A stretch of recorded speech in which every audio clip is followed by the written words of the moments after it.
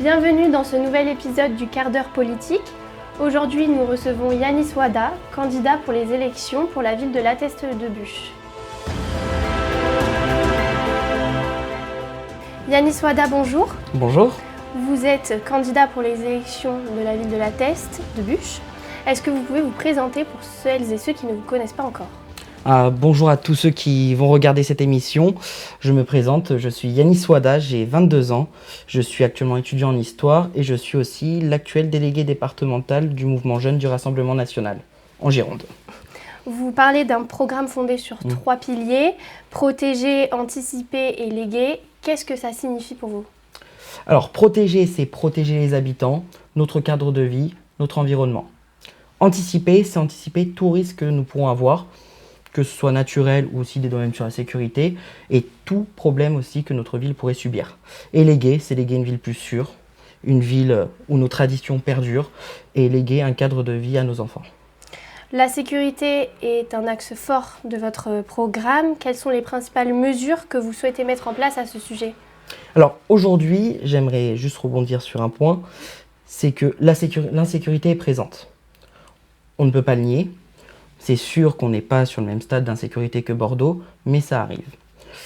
Pour cela, j'ai décidé de renforcer la police municipale avec une police municipale de proximité. Qui dit proximité, je veux créer un poste de police municipale au Pilat, je veux renforcer les effectifs de police municipale à Cazaux, et évidemment, ce renforcement d'effectifs sera entraîné et armé. Ensuite, je veux mettre en place un nouveau PC de vidéosurveillance 24 heures sur 24 avec des agents qui se relaient pour aussi capter le flagrant délit et permettre une intervention plus rapide.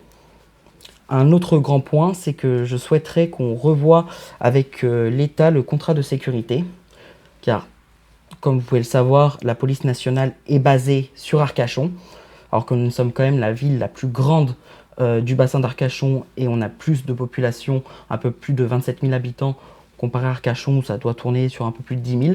Donc je souhaiterais avoir des effectifs de police nationale mobiles sur La Teste-de-Buch. Très bien. En termes d'urbanisme, quelle est votre vision du développement de La Teste-de-Buch ? Alors aujourd'hui, je trouve qu'on a une urbanisation de notre commune qui est mal gérée. Sans vouloir, je ne suis pas là pour faire bilan d'un maire, je ne suis pas là pour taper sur Monsieur Davé, au contraire, moi je suis là pour proposer. Mais je souhaiterais un urbanisme qui soit plus contrôlé. Aujourd'hui, on va nous construire des logements sociaux à Cazaux. Cazaux, c'est un village. Même si ça appartient à La Teste-de-Buch, ça reste un village. Les logements vont être construits, c'est sur des zones inondables et marécageuses. Donc pour moi, c'est 0 logement sociaux à Cazaux.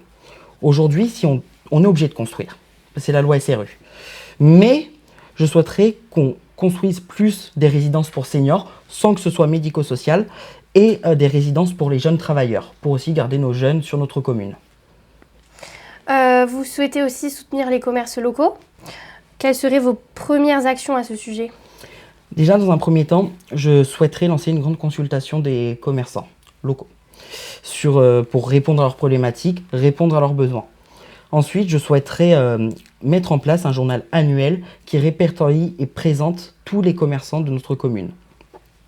Je pense qu'aujourd'hui, il faut valoriser nos commerces locaux et ne pas les stigmatiser, et notamment sur un aménagement, on revient un peu sur l'urbanisation, sur l'aménagement d'une rue, quand ils disent non parce que ça peut porter préjudice à leur commerce, on les écoute et on ne fait pas comme bon nous semble.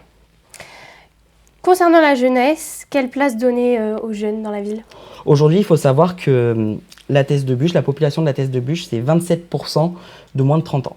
Donc on a quand même une base assez forte de jeunes, comparé à Arcachon, Gujan ou autres communes.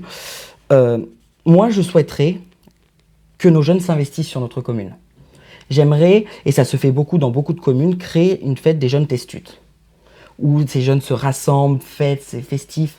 Parce que ici, la jeunesse, en fait, on les voit juste pour faire le service à la fête du port. Je souhaiterais aussi mettre en place et renforcer les maisons des jeunes. Ces maisons qui permettent des activités que ce soit culturelles, sportives, des billards, baby-foot, ça rassemble et ça permet aussi aux jeunes d'avoir un lieu et un ancrage. La question aussi des médecins et de la santé revient beaucoup dans les discussions. Comment comptez-vous répondre à cette attente? Alors, là, on a une urgence, notamment sur le PILA.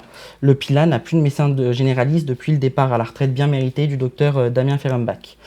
Moi, je souhaiterais qu'on mette en place avec des médecins partenaires, dans un premier temps, une permanence. Je fixe 2 jours par semaine, voire 2 demi-journées par semaine, pour que les pilatés, notamment à mobilité réduite, puissent retourner au cabinet.